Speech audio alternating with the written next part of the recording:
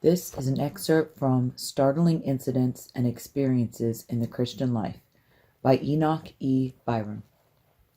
Stolen goods recovered. For many years, when meeting with difficulties of any kind, I have been accustomed to making my needs known to the Lord and imploring His help, and thus have frequently found aid in a mysterious and miraculous manner.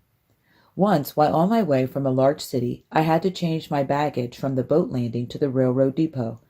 It was very early in the morning, just at the break of day, when I left some of my parcels in the depot for a short time, until I could return to the boat to attend to some business.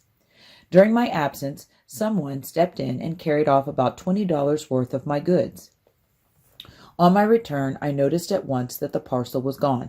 There was no one in sight, no trace of the thief. After looking about for a few minutes, I took the matter to the Lord in earnest prayer, telling Him that it was His property and that it would take just as much of His money to buy the same amount of goods again, and asking Him to help me find the things whether or not I found the thief.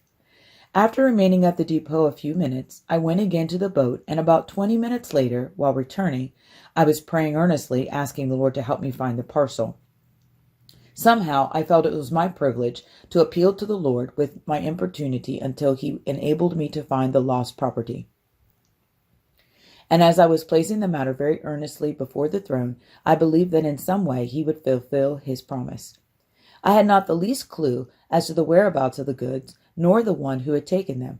But as I walked along with my head down, earnestly praying, I said, Lord, Thou art able to help me find my parcel of goods. I will trust Thee. Immediately after the utterance of these words, I looked up and saw a man coming hurriedly toward me. As he approached, he said, Did you lose anything? I did, I replied.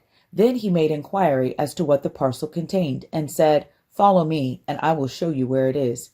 I followed him past the depot, across the railroad, and beyond 2 or 3 buildings.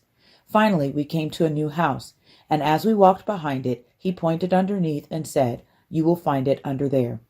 He then explained as follows. He was a night watchman at the factory just beyond, and he had noticed me leaving the depot to go to the boathouse.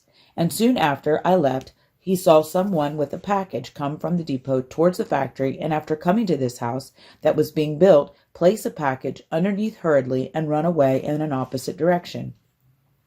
The watchman then went to the house, drew out the package and examined it, placed it back again, and came in search of me.